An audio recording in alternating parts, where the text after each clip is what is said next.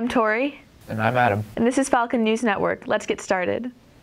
On Friday, March 8th, Beverly Middle School entered a lockdown for several hours after a live bullet was found in one of the hallways during the school day. The piece of ammunition was found by a student and immediately given to a teacher, who reported the finding. Police swept the school and searched as students remained in their classrooms. No threats were made and no one was hurt, and the school was given the all-clear by noon. An investigation is currently underway, especially after another round was found in the school parking lot the following Monday. Not many people know that Danvers High has its very own mini zoo. Ms. George's classroom is home to 2 turtles, a corn snake named Pretzel, and a tarantula named Susie. Hi, Ms. George. How are you today? Tori, I'm great. It's good to see you again. It's good to see you, too. It's been a whole year since freshman bio. Thank you for having us. Oh, thank you for coming on it. Would you like to introduce us to some of your animals? Well, yes, I would. You may remember my corn snake, Pretzel. So Pretzel loves to eat mice, and she's been an addition to our classroom for a whole year now. I think you remember when I got her back in May. Yes, I do. Yeah. She's very tiny. So, and she's obviously, you can see that she's a little bit bigger now, and she's going to continue to grow. And because she's a female corn snake, she may grow up to 5 feet long. So I also have some other friends in the classroom as well. So I have some aquatic friends. So I have 4 feeder goldfish.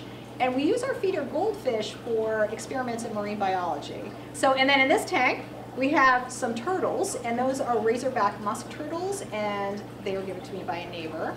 And they are native to the southeastern United States. So they're actually native to the United States, but they were sold probably through a pet store. Yeah. So, yeah. And then, of course, we have my tarantula, Susie, aka Curly Sue.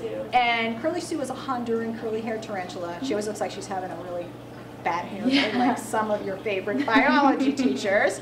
And we also have a saltwater fish that's called a mummy chug, and that's a kind of fish that we would actually find in that little river that's behind the Houghton Richmond Middle School.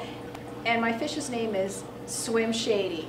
I love the kids that. Came up with the name. Very clever. Yeah. Awesome. Well, thank you for your time. Oh my God, thank you, Tori. Oh my God, you too. I'm so glad. Oops. Yeah, don't want to Pretzel loves you too. Thank you again to Ms. George for showing us her classroom pets. In the small town of Clarkston, Georgia, coffee truck owners Katie Murray and her husband are helping refugees. They run Refugee Coffee, which employs refugees in there and provides them with English classes so they're able to communicate more easily. In 2013, the Murrays refurbished a 1986 Chevy delivery truck and turned it into a mobile coffee van in order to create a safe place for locals to get to know their refugee neighbors. Since then, the coffee truck has gotten so popular that they've been able to open a second one to serve the greater Atlanta area, continuing to build positive connections with local communities. Now let's head over to Clea Matt and Skyna Pierre to learn about the UN's International Day for the Elimination of Racial Discrimination. On March 21st, the UN's International Holiday will focus on xenophobia and related intolerance. With an increasingly diverse Danvers High population, it is vital we continue to discuss these issues. Danvers High School currently has 2 full-time staff members of color. 2. As a district, we have 9 full-time staff members of color over the 7 schools. As for students, 14.3% are people of color, 27% less than the state's average. While we can't do much to bring in diversity, we can change how we talk about it. Microaggressions are the most common way racism is normalized in our society. They are a statement, action, or incident regarded as an instance of indirect, subtle, or unintentional discrimination against members of a marginalized group, such as racial or ethnic minority. Whether or not you mean to offend someone, you cannot determine what someone does or does not consider racist. It is time to stop claiming ignorance and start making informed and appropriate choices. Thank you for that informative piece, Skyna and Clea. Recently, a free mobile food pantry opened up on the Salem State campus. On its first day, the Fresh Harvest pop-up helped more than 30 people who stopped by to grab fresh produce. The pantry is organized by the Salem Pantry, the Citizens Inn in Peabody, and Salem State University. And this is all founded by the Brace Cove Foundation of Gloucester. Although Salem State already has a food pantry that offers canned goods, the Fresh Harvest stand is unique in that it features fresh produce. The pantry director, Carrie Murphy, said all the students who came to the stand on the first day were extremely appreciative. Some of them didn't realize it was free and even started to pull out their school food card to pay. Just recently, the FBI managed to capture one of their top 10 most wanted fugitives, Lamont Stevenson. Stevenson was wanted for the stabbing of 40-year-old Natasha Kaya. He was also wanted for the death of his fiancée, Olga de Jesus, who was a mother of 2. Last week, a suspicious vehicle was reported. Officers from Prince George County Police Department were dispatched to the scene and arrested Stevenson. The FBI will continue to provide updates as more information becomes available. Let's check in with Jake Giarratana with his latest blockbuster movie review.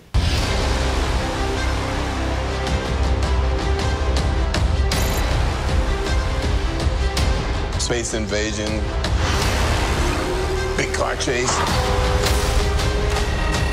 Truth be told, I was ready to hang it up till I met you today.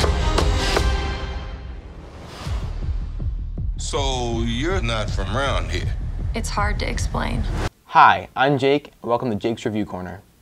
Today I'll be reviewing Captain Marvel. The 21st movie in the Marvel Cinematic Universe is the origin story of Captain Marvel, the newest addition to the Marvel protagonists. First off, the movie had amazing CGI, and at no point does it look unrealistic. All the action is well done and looks amazing. The acting and comedy is superb throughout the movie and feels genuine. Unfortunately, the movie suffers from bad pacing, confusing plot points, and anticlimactic villains. Act 1 of the movie starts off slowly with flashbacks happening in montages that have no real purpose until later. It isn't until Acts 3 and 4 that the movie picks up and the plot makes more sense. This is why I'm giving Captain Marvel a 6.5 out of 10. A neighborhood in Newton, Massachusetts is doing something great for one of their youngest residents. 2-year-old Samantha Savitz is deaf but loves to engage with others despite her communication gap. Yeah, she's super engaging. She wants to, chat up with anybody. Yeah, her whole personality changes when it's someone who can communicate with her. Likewise, if someone can't, well, that makes Sam just a little sad. After hearing about this, nearly 24 people on Illington Road took up the American Sign Language. They hired an instructor and learned the basics of the language in a living room. I didn't know what to say back. Wouldn't you like to talk to her? Basic conversation that one would have with a child. Asking her about her day. And make her feel that she is part of the neighborhood. Just be her friend.